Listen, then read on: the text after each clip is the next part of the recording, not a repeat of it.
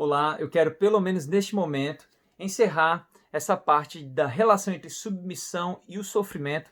A gente tem falado sobre Hebreus 5:8, que fala que, embora sendo filho, ele aprendeu a obediência por meio das coisas que sofreu.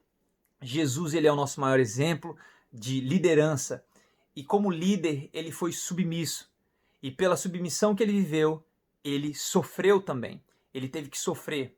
Mas qual foi o resultado desse sofrimento que ele passou? No versículo 9 vai dizer que por meio desse sofrimento ele foi aperfeiçoado e ele se tornou o autor da salvação da humanidade, ele se tornou fonte de salvação para as pessoas.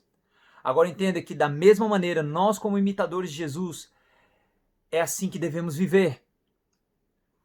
O sofrimento de Jesus não esteve em nenhum momento relacionado com o castigo de Deus, com doenças, com enfermidades, com acidentes, nada disso. A Bíblia deixa bem claro que o sofrimento de Jesus esteve relacionado a ele deixar a sua vontade e viver a vontade do Pai para a vida dele.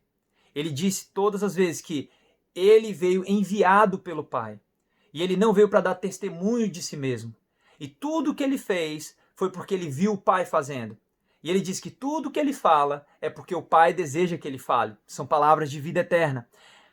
E quando ele está no sofrimento, no Getsemane, o que acontece com ele? Ele está suando sangue, ele está ali angustiado. Esse é o sofrimento da obediência. Ele não queria fazer a vontade do Pai para a vida dele, mas ele se submete, ele sofre na carne e vive a vontade do Pai. E sabe o que eu acho interessante? É que em nenhum momento da Bíblia você vai ver Jesus falando qual era a vontade dele. Nós só podemos entender que existia uma vontade do Pai e uma vontade de Jesus que eram diferentes, mas Jesus ele faz questão de não falar a vontade dele e se submeter à vontade do Pai.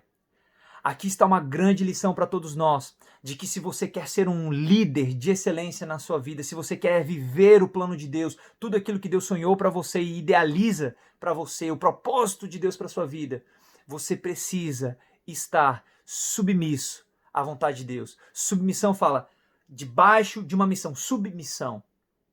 Então você precisa estar debaixo de uma liderança. Jesus ele escolheu sofrer na carne para não viver a vontade dele, para viver a vontade de Deus, para viver aquela missão. E assim ele se tornou uma fonte de salvação para as pessoas. Ele foi aperfeiçoado e Deus deseja te aperfeiçoar.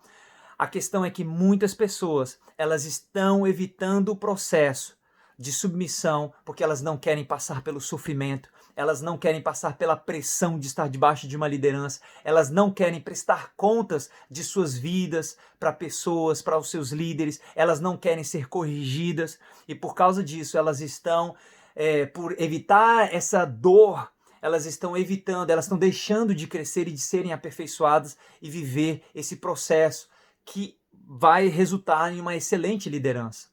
Então minha pergunta para você é, debaixo de quem que você está? Debaixo de qual liderança você está submisso? Para quem você presta contas? Quem é que te corrige? Quem é que te ensina? Quem é que te deixa numa zona de desconforto muitas vezes? Esse é o processo de aperfeiçoamento que Deus deseja para as nossas vidas. E só assim nós aprenderemos e nós nos tornaremos grandes líderes. Medite nessa palavra e avance na liderança que Deus tem para a sua vida. Não fuja do processo de submissão, não fuja da dor da submissão. Deus tem muito para você.